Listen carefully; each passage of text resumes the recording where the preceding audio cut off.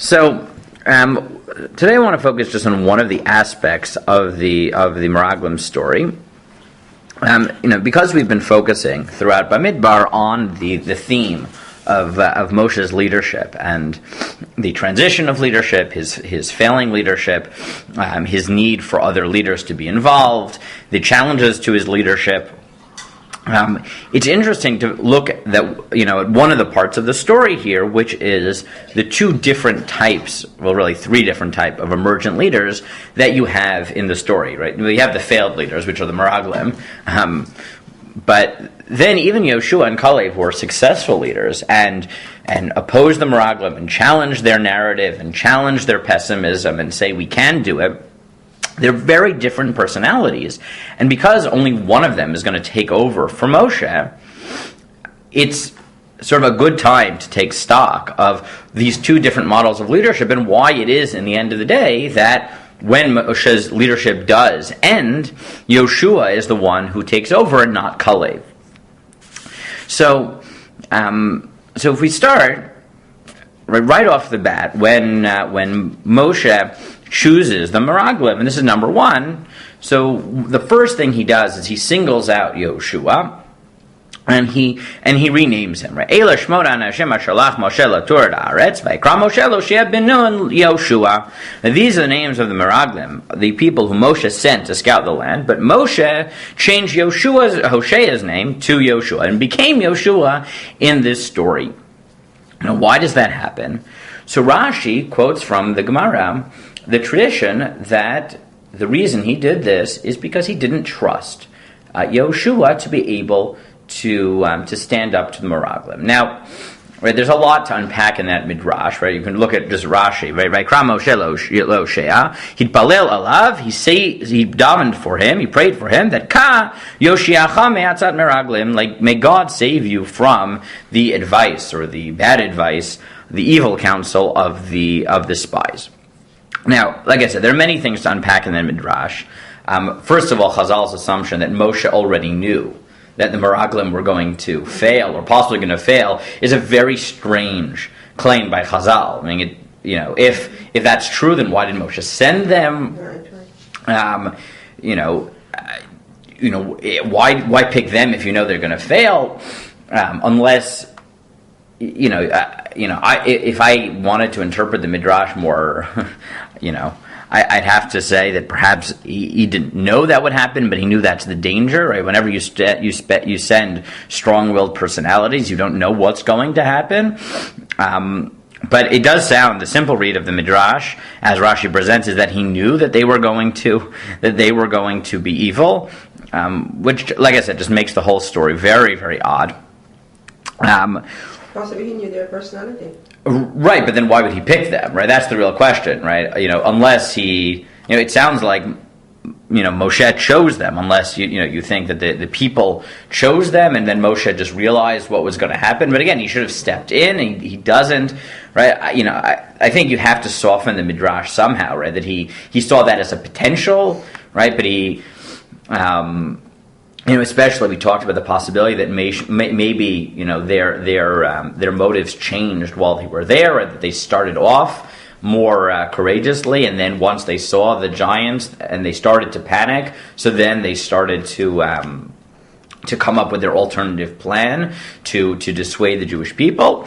But be that as it may, Rashi highlights that Yehoshua wouldn't have, or at least the simple implication, wouldn't have been able to succeed in standing up for what's right and good if Moshe hadn't prayed for him, especially, which he doesn't for Kalev.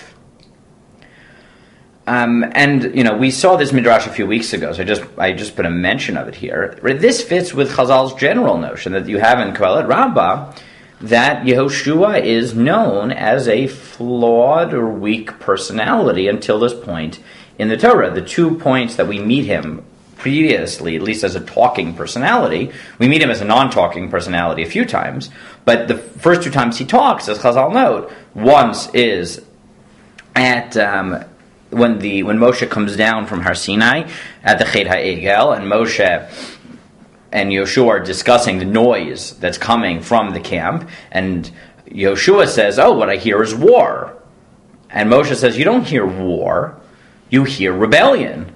Right? This is right. You can't perceive the difference. That's not right. This is not the strong versus the weak. This is just yelling and screaming and revelry. And then the second time we meet him is just a little bit ago, where Yehoshua tells Moshe when Eldad and Medad are prophesying in the camp, Adoni Moshe claim, imprison them, stop them. And Moshe says, I don't want to stop them. Just let everybody be a prophet. So the Midrash in Kalev Rabbah says, well, you see that Yehoshua, the first two times we meet him, makes a mistake. Which is why the Jews panic when Yehoshua is chosen to take over, because the only thing they know about him is that he's not perfect, that he makes mistakes. And then, if you add this Midrash and this Gemara that Rashi quotes, the third time you meet him, when he sounds like a hero, right, he stands up to the Meraglim, the Midrash says, yeah, not so much. Right? He does, but he wouldn't have managed it had Moshe not prayed for him. Not Kalev. Right? Kalev doesn't need it. And that creates a pattern, a 3-time pattern, right? At which he is weak. He's a weak leader. He's a flawed leader. In contrast, Kalev is presented by Chazal as being the opposite, right? In number 4, the pasuk says, "Vayalu v'negev vayavo ad Chevron." They go up to the Negev and come to Chevron. Now, grammatically, that sentence is weird because Vayalu is plural, and they went up to the Negev. They went up south, right? They went up from the south. Vayavo, and he came, right? That's singular, ad Chevron. And once they got there, then it tells you that the giants live in Chevron, and that Chevron had been built 7 years before it's so on Mitzrayim. And Chazal again, in that same Gemara, and Rashi quotes it again, pick up on this grammatical inconsistency, and they suggest that Vayavo is not accidental. It means that only one of them went to Chevron. And who is that? So Rashi, number 5, says, Vayavo at Chevron. Who's the single person who went? Kalev levado halach sham. It was only Kalev. V'nishtatech al kivrei avot, shelo yihin yeseh lechaverav. Yot ba'atzatam. He went and he prayed by the Mara Machpelah, by the patriarchs, so that he wouldn't be tested, he wouldn't be joined in the council of his colleagues. V'chein omer, and that's why he eventually gets Chevron as a gift. And Chazal again are highlighting the fact, they're drawing attention to the fact that Yehoshua and Kalev both could have failed. But Yehoshua succeeds because Moshe intercedes on his behalf. Kalev succeeds because he shows initiative. Now, where do Chazal get this from? Right? Where are Chazal getting the notion that Yehoshua is a weaker leader in that sense, and needs some outside push, and Kalev is a self-starter? To be fair, my guess is that they get it from the story of the Meraglim itself, which you remember from last week. I'll just go back to it. That Kalev, right? There's 2 stages to the discussion with the Meraglim. The first stage is before they actually articulate what they're saying. Right? They say the land is great, Ephes, right? However, everybody is strong and there are giants there. They haven't yet said explicitly, and because everybody's strong, we won't be able to conquer. And at that moment, before they even say what they're going to say, but if you're attuned to it, if you're sensitive to it, you'll already hear that this is the beginning of the setup, right? This is the rebellion. Kalev jumps in. Right, Vayahas Kalev et ha'am el Moshe, Vayomer alo na'alev v'yarashnu ota ki achol nuchala. Kalev silences them and says, "We can do it. Don't worry." And then they shout him down. Vanashim asher lo imo amru lo nuchala lo delam ki chazak hu mimenu. Right? They say we can't do it, and then they speak badly about the land, and then they go on, we saw the giants, it's impossible, and they complain against Moshe and Aaron. And then they say, you know what, let's actually go back to Egypt. And at that moment, Yehoshua and Kalev then tear their clothes and say to the Jewish people, no, we can do it, it's very, very good. But Kalev, right, before you see, right, Yehoshua, when he heard the Jews rebelling, he didn't know it was rebellion. Kalev has an intuition. Before they even say what they mean, Kalev knows where this is going. Yehoshua, once it's on the table and they say, we want to go back to Egypt, Yehoshua jumps in with Kalev because he's a good person. But he doesn't have the intuition. He didn't realize where it was going before it was on the table. So Chazal see that Kalev is this very astute, very independent leader. And Yehoshua, not so much.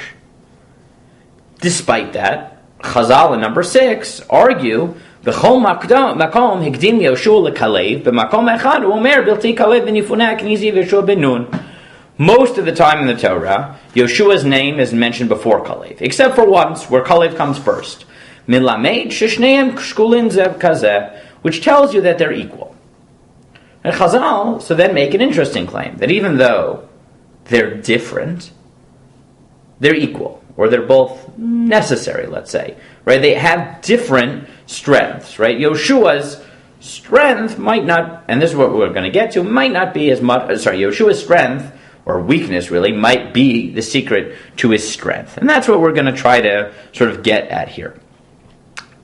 But if we continue and try to figure out, okay, well, what exactly is the difference between them? So far, we've only seen that Yehoshua seems like the weaker personality, and Kalev the stronger. Yehoshua has a less attuned insight into what people are doing. Kalev is more. Yehoshua is not a self-starter. He needs Moshe's help. Kalev doesn't. But it goes beyond that. And here is where I think we start to get a key of to, okay, well, if this is true, if you'd asked me in a vacuum, if I had to pick one of these two to take over Moshe, I would have voted Kalev. Right? Take the strong-willed, astute politician who knows what's going on, can read the people, doesn't need Moshe, because Moshe's going to die. Why do you want someone who needs Moshe there to support him once Moshe's dead? You want a Kalev. But it's not true.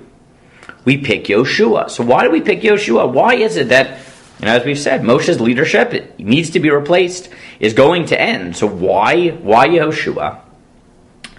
So the first clue to this, I think, comes in number 7. In Perek Chav Zayin of Bamidbar, Moshe turns to God and begs him to pick a leader for the Jewish people. Right? He turns to God and said, I really, make sure that somebody good takes over for me after I'm gone. And this is what Moshe says. Yifkod Adonai Elohei Ruchot L'chol Basar Ish Halayda. God, the God of all spirit, the spirit of all flesh, appoint someone on the congregation, on the community. What type of person? Asher Yitzei Lifnehem, Asher Yavo Lifnehem, Vasher Yotzeim, Vasher Yivieim, V'lo Tiyeh Adat Adonai Katzon Asher Ein Lehem Raweh. I want someone who's going to go out with them, who's going to go out before them, come in before them, take them out, bring them in, so that God's community will not be like a sheep with no shepherd.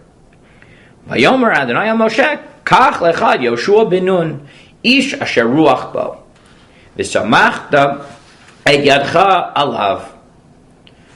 So Hashem says to Moshe, take Yehoshua, a person who has a spirit in him, and put your hand on him. V'amarta oto lifnei Elazar HaKohen, lifnei kol ha'ida v'tzivito oto leinehem. And then put him in front of Elazar the Kohen, and in front of the entire congregation, and command him in front of them, and give him of your glory, so the Jews will listen to him.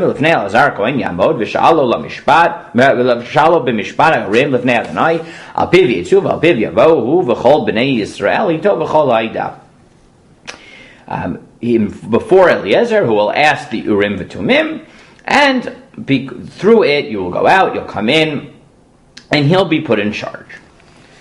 So this is the moment where we find out that Yehoshua gets chosen. We find out why. Because he is, as Hashem says, he is a person with a ruach bo, with a spirit in him. Now, if you follow sort of that guide word of ruach in that story, the word ruach comes up very conspicuously twice. Right? Moshe turns to God and refers to God in a unique way, which is Hashem Elokei Haruchot, God, the God of spirits. And God responds by saying, Pik Yehoshua Asher Ruach Bo. Right? The simple, right? It sounds like what Hashem is saying. I'm picking Yehoshua because he has some of that ruach that you are referring to me as having. He has it. And what does it mean to be the Elokei HaRuchot L'chol Basar? What does it mean to be the God of the spirit of all people? So I should have put Rashi here, because this is Rashi sort of consistently, but Rashi says as follows. He says, what is Elokei HaRuchot? So Rashi said, Lama ne'emar, Amar lefanav Rabbanu Shalom, he said to God, Galui lefanecha da'ato shekol echad ve'echad ve'eno domin ze lazeh. You know what every person is like, and they're not like each other. So pick someone who will also be able to handle each person, meaning each type of spirit. And the way Rashi seems to understand it is that Moshe says, I need somebody who's going to understand people. Just like you do. You understand that people are different.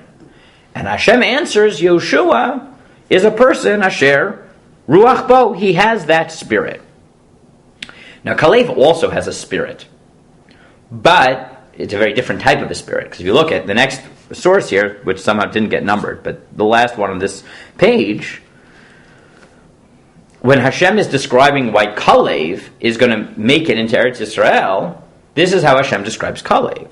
Avdi Kalev, Ekev Haita, Ruach Acheret Imo. Vaimalei Acharai, Vaviotiv El Aretz Asher Ba Shama V'Zaro Yorishena. Kalev will make it into the land because he has a different spirit. Right? He has a different spirit. So I'll bring him in. And here is where I think you start to get the first clue. Kalev is an amazing leader. He's perfect. He can sense trouble before it happens. He can stand up for himself. That's a great thing. Sort of. It's great unless you want to try to identify with people. If you need someone to be an iconoclast, it's great. But it's very hard to get people to identify with you if you don't have struggles. Right? He's the perfect tzaddik. Nothing is hard for Kalev. Right? He doesn't even wait for trouble. He knows it's coming. He anticipates it. He helps himself. Yehoshua, Hashem identifies as being able to understand people. You see this again in the next sources. Not just with ruach, but with another description of them, which is chazak, right? It's strength. So, in Yehoshua Perek Yudalid, that's the last source, but it goes on the next page. So, Kalev, as God promised him, will one day get the land, will get the city of Hebron, right? Where he went, so he's going to get Hebron. So in Yehoshua, we find out that it actually happens, right? God promises Hebron, and not surprisingly, God promises, he actually does it. But Perek Yudalid of Yehoshua describes how Kalev actually gets the city of Hebron. So V'yikshu b'nei Yehuda el Yehoshua bal Gilgal. So Kalev is from the Shevet Yehuda. So the people of Yehuda come to Yehoshua, and Vayomer Elav Kalev ben Yefune Kenizi, and then Kalev, among his brothers, approaches Yehoshua and he says, Ata yadata et hadavar asher diber Hashem Moshe isha Elokim al odotai v'al odotecha b'kadesh barnea. Said, remember, you know what God said about you and about me when we, right, in Kadesh Barnea, meaning when we sent the spies. Remember the promise. Ben arbaim shana anochi b'shloach Moshe eved Adonai oti mikadesh Barnea l'ragel ha'aretz v'ashev oto davar kasherim levavi. Said, I was 40, or when we were spies, and we were sent to spy the land, and I returned, and I said what was in my heart. V'achar asher alu imi himsiv et lev ha'am v'anochi mileiti acharei Adonai Elohai. And while my companions came and took the heart of the people, I was loyal to God. Vayishava Moshe bayom u'leimor im lo haaretz asher diracha raglecha ba lecha tiyeh lenachalo v'nechad olam ki mileita acharei Adonai Elohai. And Moshe promised me that because you followed God completely, so the land that you tread your foot trod on will be for you. V'ata Hine echaya Adonai oti kasher diber ze 45 shana me'az diber Adonai et hadavar hazeh al Moshe asher halach Yisrael b'midbar v'ata v'hine anochi hayom 85 shana. And he said, now it's the time for that promise to be fulfilled. It's been 45 years. It's been 45 years since that promise. And now I'm not 40 anymore, I'm 85. And now here we are in Israel. Oh, and he says, but you know what? Despite the fact that I'm 85, I'm not a young man anymore. Odeni hayom chazak, kasher biyom shalach oti Moshe kichochi az u'kichochi ata lemilchama v'latzev v'lavo. But I'm as strong as I was then. My strength then is my strength now. Right? I haven't aged a day. Right? From 40 to 85, I can still fight. I am eternally young. V'ata tna li et hahar hazeh asher diber Adonai bayom hahu ki ata shamata bayom hahu ki anakim sham barim gdolot b'tzurot ulai Adonai oti v'arishtim kasher diber Adonai. And he said, give me this hill country, because even though they're the Anakim, they're those same giants that were there 45 years ago. If God is with me, I'll dispossess them as Hashem promised. Right? This is Kalev at his best. Right? Kalev said this 45 years ago, and he says it again.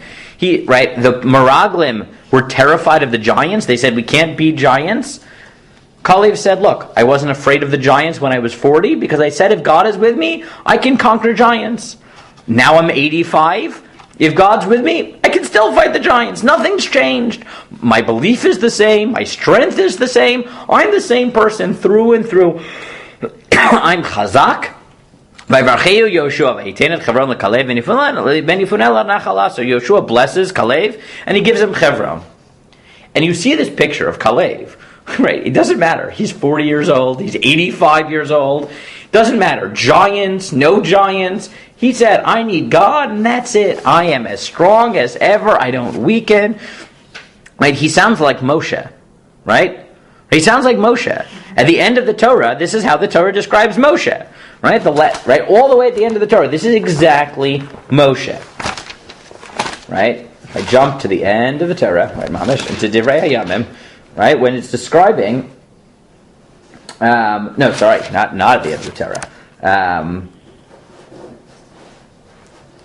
Yes, the end. Right, the end of the Torah, right, where Moshe ben Me'av Shem Shana B'moto Lo Chatai No V'Lo Nas Lecho. Moshe dies 120. In the meantime, his eyes were still strong. The moisture in his skin hadn't faded away. Right, and when Moshe himself tells the Jewish people that he is not going to be able to go into Mitzrayim, he says this as well. Right, so find this. This is in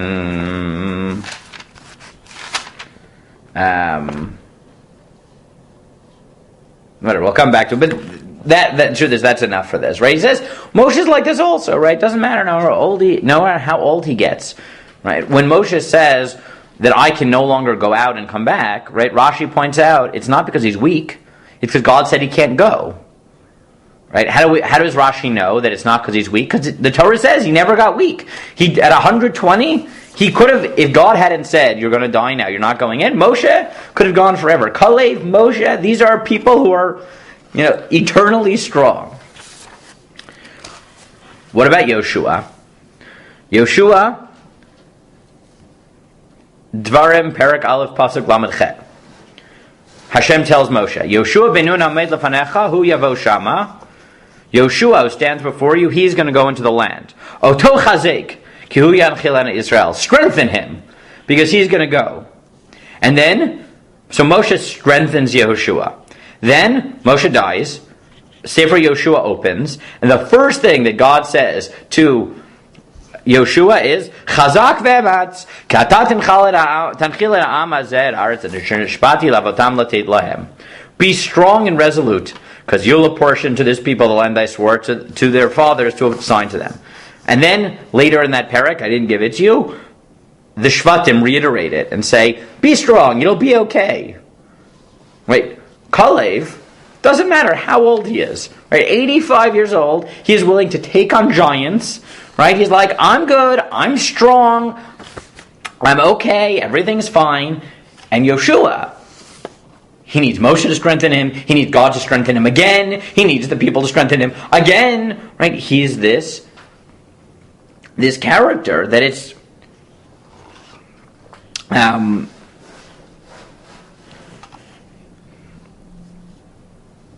it just it just drives this this point home. Why is it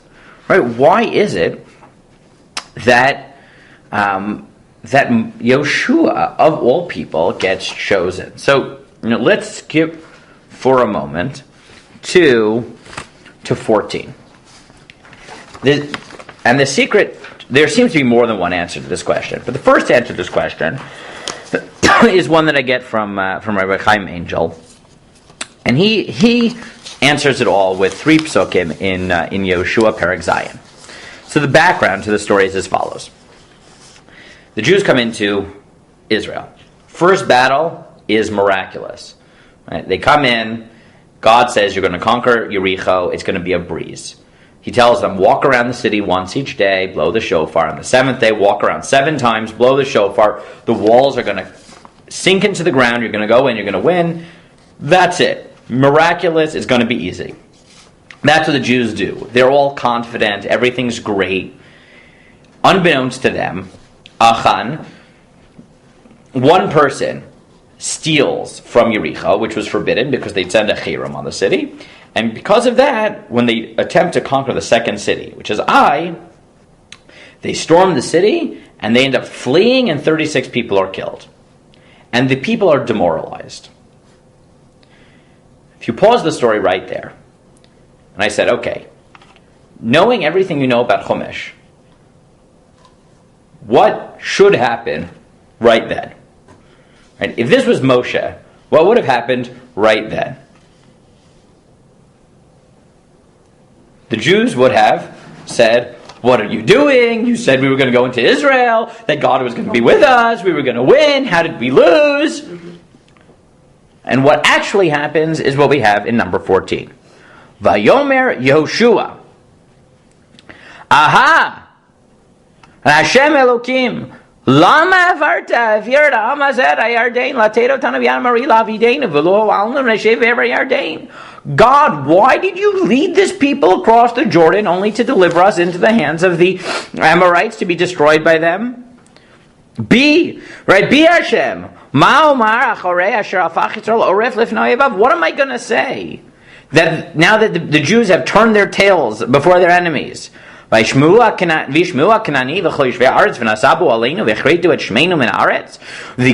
are going to hear, they're going to destroy us from the land. What is going to happen to your great name? And Ray Angel points out, you want to know the secret of Yehoshua? The Jews never complain. Yehoshua is the most idyllic leader. After all that we've built up, that he's this weak personality, everyone needs to strengthen him, right? He isn't a self-starter, everything. You read through Yehoshua, the Jews don't complain once. Doesn't matter what happens. They lose at Ai, don't complain. In Givon, later on, they get tricked, don't complain. Right? They get angry at the leaders, right, who made the deal, they don't complain to Yehoshua. Right? Doesn't matter what happens, they never complain. Yehoshua gives them musar, they say, okay, we'll do whatever you say. Nothing, never, no complaints. After Yehoshua dies, they start sinning. Yeshua's lifetime, if you read the book of Yehoshua, it's idyllic, it's perfect, everything's great. If he's so weak, why? Moshe couldn't handle it, but Yehoshua could? And he said, and so our angel says, yeah, that's exactly the point. Because Moshe was so great and so perfect that the people felt he didn't understand them. And every time something wrong happened, what had happened, they complained. And Moshe said, why are you complaining? Just trust in God. That's very easy to say if you're Moshe. But if you're not Moshe, that's very hard to hear. The reason the Jews don't complain when things go bad in the time of Yehoshua is because Yehoshua complains. Because Yehoshua is a great person, but he's not perfect, and he's not a born self-starter, and he's not a strong personality. So he understands their fears. He's as scared as they are. He constantly needs strengthening. So when they fail in their first battle, they don't need to complain to him, because before they can even complain, he's out there yelling at God, and they look at Yehoshua and they say, hey, understands us. Yeah, we get him. Or as Moshe said, Isha sheruach bo. Kalev would have been Moshe times 2. Another perfect leader. But that didn't work so well. Right? It couldn't be. They couldn't identify with Moshe. That led to it. Every time, at some point, he stopped being able to relate to them, because every time they complain, he would say, I don't understand what's going on. He turned to God, I can't handle this. Right? Because he was perfect. In 15, the Gemara says, "Kayotze b'davar ata omer v'natata me'otcha alav v'lo kol otcha zekenim shevoto adar amru pnei Moshe k'pnei Chama pnei Yehoshua k'pnei Levana oy la l'ota busha oy la l'ota klima." That Moshe's face was like the sun and Yehoshua was like the moon, and the elders said, "Woe for this embarrassment! Woe for this disgrace that we didn't get another leader like Moshe." Right? That's what they all thought. Right? They all thought they needed someone as great as Moshe, but it turns out they don't. The Gemara, and I should have put this one, but the Gemara in Brachot puts this very nicely. Right? The Gemara there says that at some point Moshe turns to them in Dvarim and he says, Ma Hashem Elokecha shoel me'imach. What does God ask from you? Ki im lirauto, but that you fear him, davkabo, right? To love him, to cling to him, and gives a whole list, right? Fear him, love him, cling to him, do what he says. That's all he wants. And the Gemara says, V'chimilta zutrasahi. Is that so easy? What is Moshe saying? What is God asking from you? Just to fear him, love him, follow him, do everything he says. That is a lot. And the Gemara says, in Milza zutrasahi. The Gemara says, yeah, it's not so much. You know why? If somebody has something, to him it's nothing. And if you're a billionaire, so someone asks you for $1 million, big deal. If someone only has $5 to his name and someone needs $10, it's more than he can afford. Moshe had all the Yiras Shamayim in the world. He was perfect. Everything was great. So sure, for him, fear God, do what he says, love him, cling to him, do the whole laundry list of the Torah. Great, no problem. But what does that Gemara highlight? When Moshe would talk to the Jewish people, he would talk from his level. Ma Hashem Elokecha shomel me'imach ki im lirauto. What? It's no big deal. Just fear him. But the people weren't hearing it because they weren't Moshe. And Yehoshua, ironically, succeeds because he's a good person. He's a very good person. He's a great person. But he's not someone without struggles. He's not someone without fears. He's not someone who doesn't understand the average person. He does. He gets them. He's one of them. He didn't see what was coming with the Meraglim. He's not so astute. He can't read what's coming in advance. He experiences it as it happens. Like most people. He can't see 10 steps ahead. Okay, he makes mistakes, fine.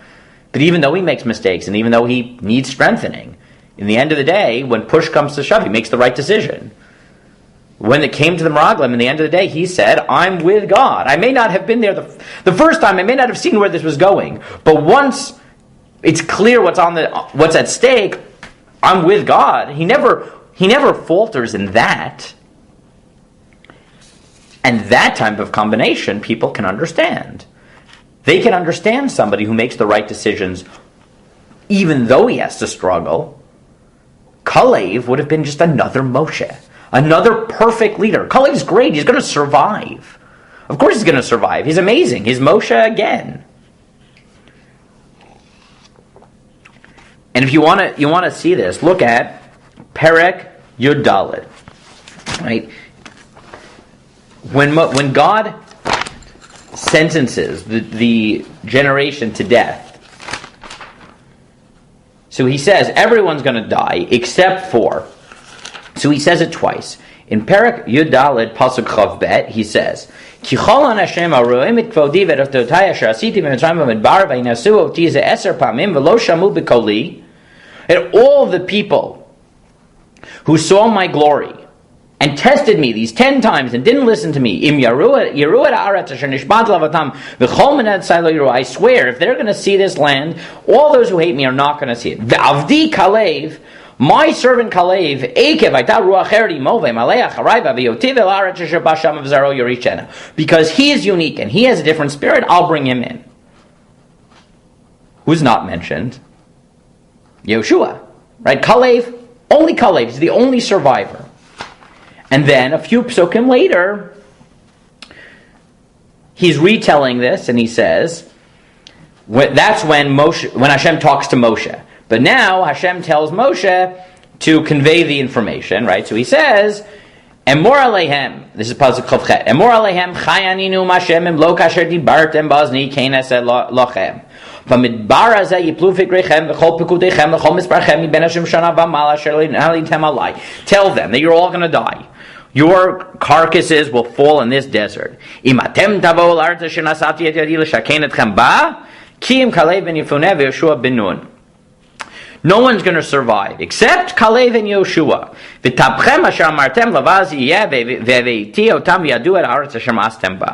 And the children who you thought, right, would be killed, they're going to go into it. And then he goes on through this, and at the end, right, pasuk lamed zayin vayamutu an Hashem motzei dibar haaretz ra'ab magefal lefnei Hashem. All the people who spoke about the land died. Yehoshua ben Nun, Kalev and Yehoshua chayu min Hashem ahim alchum lator. Yehoshua and Kalev live. Why is Kalev singled out the first time, Yehoshua and Kalev the second time? So it's clear they're surviving for different reasons. Like Kalev, God says, look, everyone's dying except for Kalev. Kalev is unique. Where does Yehoshua find out he's surviving, so to speak? When you find out which of the people are surviving. The kids. Right? Kalev is standalone. He is going to be a holdover from this generation who's going to survive. Yehoshua is going to survive because he manages to be part of the next generation. And that's the difference. Right? Kalev will survive by himself. Kalev is unique. Kalev is my servant. Right? Avdi Kalev. He's with me. It's like Moshe. Avdi Moshe. Avdi Kalev. My servant. He's unique. He'll go in by himself. Yehoshua is going in also. But Yehoshua, we find out Yehoshua is surviving when we find out that there'll be a generation that survives too. The generation that Yehoshua is going to lead. Because he's part of them. He's not standalone from everybody else. He's going because he's part of everybody else. And that's the person that they need to. That's the person that they need to take over.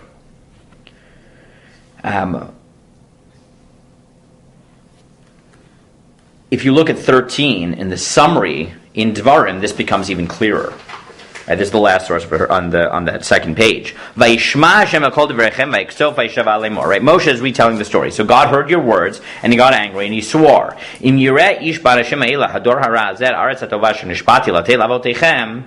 anybody lives to go into the land, Zulati Kalev ben Yehoshua hu yirenev v'lo aten haaretz asher tarach ba ulvanav yan asher milei acharei Adonai. Except for Kalev, I'll give it to him and his children because he followed God.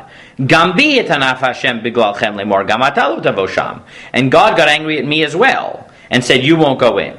Yehoshua ben Nun haomei lefanecha hu yavo shama oto chazek ki hu yanchilana Yisrael. But take Yehoshua and strengthen him because he will give it to the Jews. And you see it very clearly. Kalev survives by himself. Yehoshua survives as the leader of the next generation. Right? He's the one. He survives to bring the Jews in. He survives to give them the land. That's his uniqueness. Not that he can stand alone and be a servant of God, but that he can successfully bring the Jews in. He can bring in that next generation. That's why he is unique. But ironically, im kol zeh, there's a paradox in Yehoshua. Right? Kalev, personality-wise, is more Moshe-like. He's strong, he's independent, and therefore you can speculate he would face the same struggles that Moshe did. And Yehoshua is one of the people, and that's why he can manage to be great, but have them identify with him. But on the other hand, Yehoshua is paradoxically chosen because he is Moshe's heir. And that's what you have to remember, is that on the one hand, he's personality-wise very different from Moshe.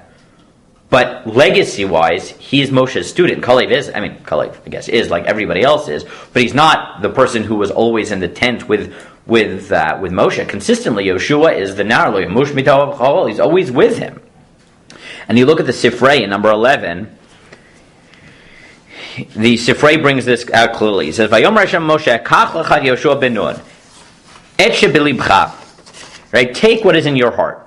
Kach lecha mashe davuk. Take what you know. So this is what it says in Mishlei, that the watcher of the fig tree will eat its fruit, and the keeper of his master will be honored. And this is what I mentioned before, right? Someone who can understand everybody's spirit, but put your hand on him. Amarlo, Tain Turgaman Yehoshua. So he told him, give Yehoshua an interpreter, meaning make an interpreter or a spokesman. Was if you were the leader, they didn't have microphones, so you would say it, and then someone who was loud would scream it on your behalf. So giving someone an interpreter or a loudspeaker was giving him the podium. Give him the opportunity to answer halachic rulings in your lifetime. That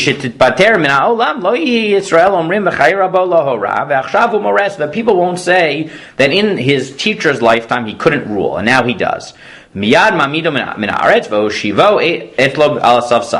So immediately he put him on the judge's bench. Right,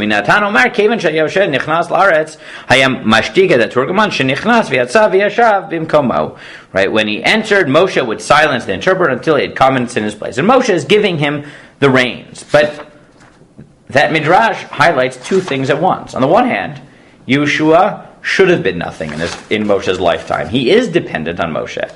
But on the other hand, part of the reason he was such a weak personality, so to speak, is because his main legacy was that he was the student of Moshe. So it's ironic. But Yehoshua takes over for two reasons. One is because personality-wise, he's different from Moshe and Kalev. But two is he has to take over not Kalev, because Yehoshua, Moshe may have been too perfect to lead the people. But that doesn't mean he wasn't the greatest leader we ever had.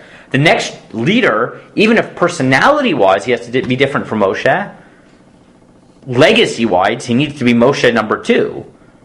And Yehoshua has that fascinating mix of being the second generation of Moshe's legacy, but personality-wise a much more human personality than the semi-divine Moshe. And that's the paradox of Yehoshua that makes him so successful. He's, personality-wise, everyone understands him. But they also know very well that legacy-wise, he's Moshe's student. Right? His style of leadership may be his own, but the message of his leadership is the same.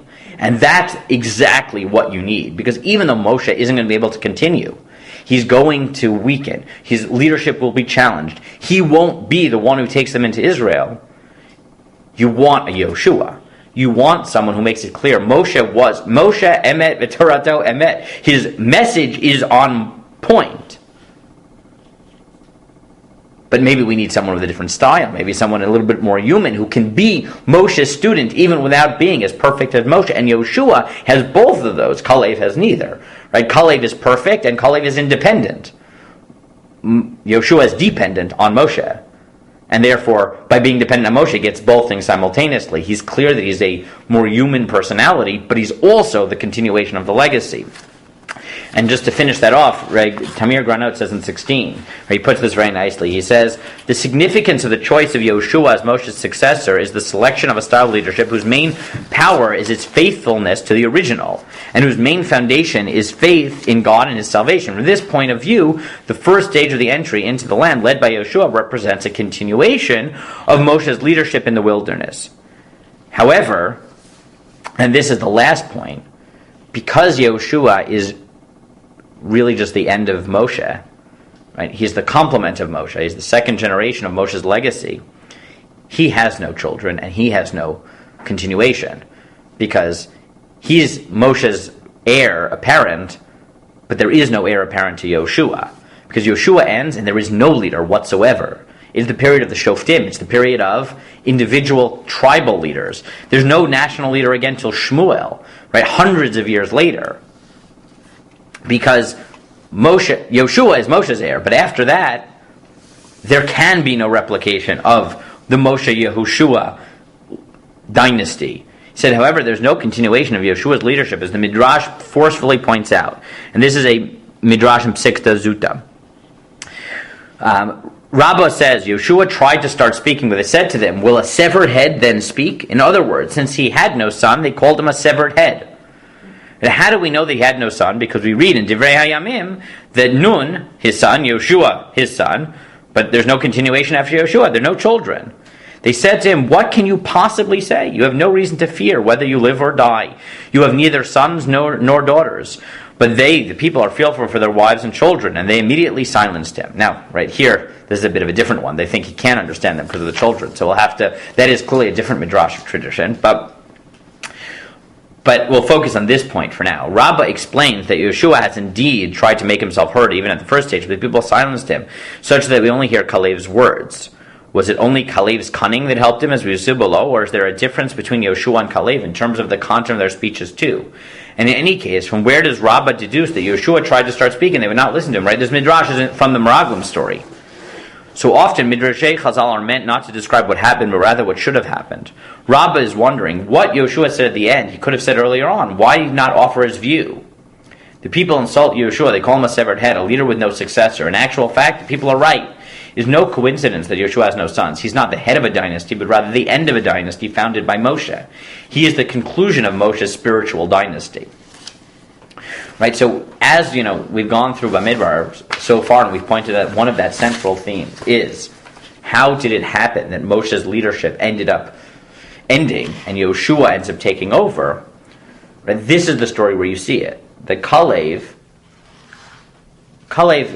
is a hero. Kalev is perfect. Kalev is great. Kalev is Moshe again. So of course he's going to succeed. But what you need is Yehoshua. You need someone who, first of all, says the message of Moshe is on point. And as we saw this already last week, that Shadal suggests the reason that people don't want to listen to Yehoshua, they want to listen to Kalev, is because they know that Yehoshua is just going to say whatever Moshe would want him to say. Kalev can be independent, which allows him more freedom, but God wanted it to be that even if Moshe was going to end, he wasn't going to make it into Israel. He was going to fail because of his sins, because of his inability to identify with the people and therefore get angry at them and everything that we'll see when God finally says you can't come. He needed to make two things clear. One is that Moshe is perfect. His message is perfect. The flaw in Moshe is not that he was false. Right, that's not the problem. His flaw has nothing to do with that. It has to do with that he got angry with the people, that he had, there were trouble in him relating to the people. Fine. He needed a leader who could say, with integrity, I'm legacy-wise, message-wise, fully on point. I'm just Moshe's student.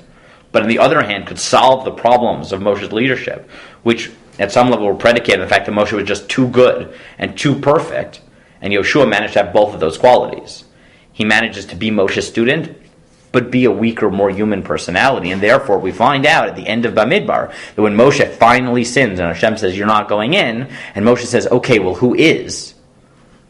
Hashem says, Yehoshua, Ish Asher Ruach Bo, who has that spirit in him, who understands people, V'samachta yadcha alav, and put your hands on him, and give him of your legacy, give him of your energy, because then he'll have both things together. His humanity, his,